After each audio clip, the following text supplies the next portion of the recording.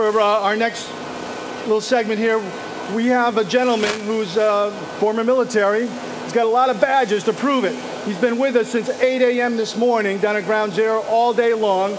We're so glad to meet him. And Richard will come up to introduce him. He's a native of Staten Island, and he's got New York in his blood.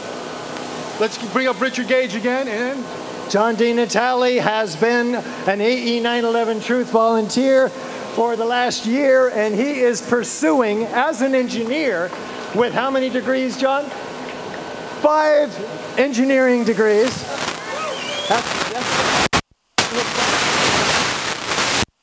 He is a Marine. He commands the respect of the veterans who have a few questions of their own about 9/11.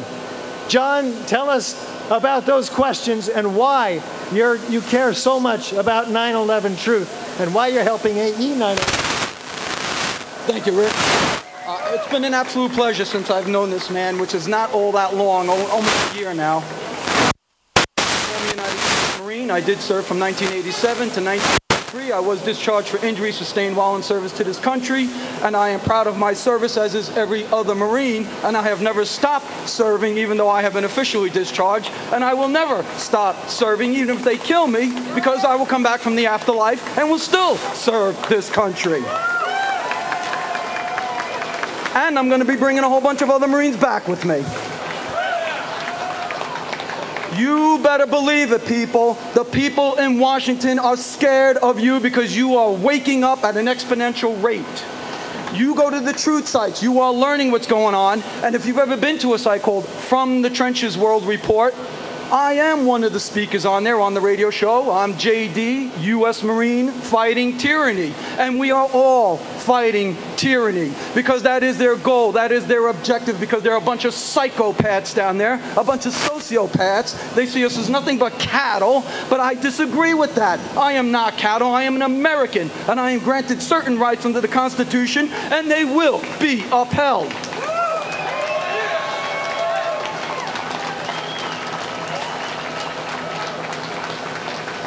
Part of my attempt and my outreach isn't just to military.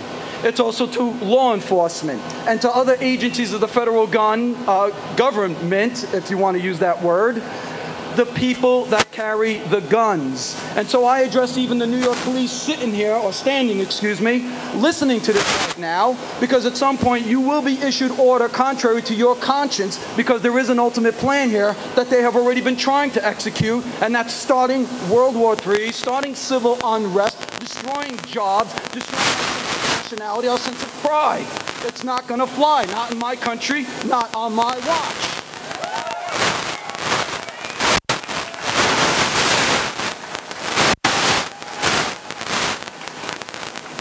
Allow me to backtrack just a tiny bit. The comment that I have 5 degrees in engineering. I do have 5 degrees. 3 are in engineering, 1's in management, 1 is in finance. And this is because I was one of the guys that crawled through the minefields during the Persian Gulf War, because we were supposed to be liberating Kuwait, when in fact we were doing nothing more than protecting the corporate interests in the oil fields. I knew it. The running joke while we were there was, we're here to protect the dinosaurs, meaning the oil in the ground. There was no disillusionment about it. But Marines are noble, and we will do what we are told because we do follow orders. We are highly disciplined, trained, and we will execute those commands to the best of our ability. Well, I'm not in the Marines anymore, but I still serve this country with that same level of faith. And my commands now come from the U.S. Constitution. Rich, I brought up the question. Would you restate that question, please? Why? What am I doing to reach other veterans, or what questions are they asking? His ostensible question is, what questions do the veterans have? The problem was since 2001, September 11th, when this horrific event happened, many people went into cognitive dissonance, including me. I only took the red pill in 2010. I woke up after watching a Jesse Ventura show about the Pentagon, 9/11, and my specialty in the military was aircraft and missile systems, so they couldn't lie to me. I am highly trained in those fields, and when I saw what the government was trying to say occurred and what the physical evidence showed, there was a clear contradiction. I woke up. Well, the rest of the military is waking up now also, and it's been going on only the last few years. The military, like the rest of us, was blindsided because we have a want, a need to believe we have an honest government, a loving government, a caring government, and we don't. They have lied to us all the way. But now the veterans are starting to ask questions, and very pertinent questions, and 9/11 was the seminal moment. Why? Because they engaged in an activity we can scrutinize, we can disassemble it, analyze it, look at it, and compare it to the story we're being told. We don't always have that luxury with certain false flag events. And you can take some recent events in the Mideast as an example. But some of the questions the veterans are asking: how did those buildings come down? Clearly it was controlled demolition, and once I give them a technical explanation, that's the easy part. The technical part is always easy, but then we run into the difficult part, the emotional reluctance to accept the inevitable conclusion of what the technical information actually tells us. Terrorists didn't just walk into that building with oil drum after oil drum after oil drum after oil drum, 55-gallon drums of the necessary thermal explosives to take down those buildings, and just walk past security waving, "Hi Chuck, how you doing today? I'm just here to plant some more explosives, excuse us, and then we'll be out for lunch." That's not the way it happened. They were escorted in, there's no question about it. The question that their veterans ask is, who is they?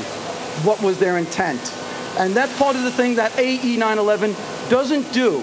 We will bring you up to the evidence, up to the point of conclusion, but it is up to each and every American to make that decision, because that's an emotional hurdle you have to figure out how to get over yourself. And it's a very difficult thing to do. Don't kid yourself. It was difficult for me, and I'm sure it's difficult for everyone else that has woken up already. It will go on to be difficult as you try to wake up friends and family who are now facing that same hurdle, and you keep talking to them about it, and they say, "But why would you say that? How could you say that?"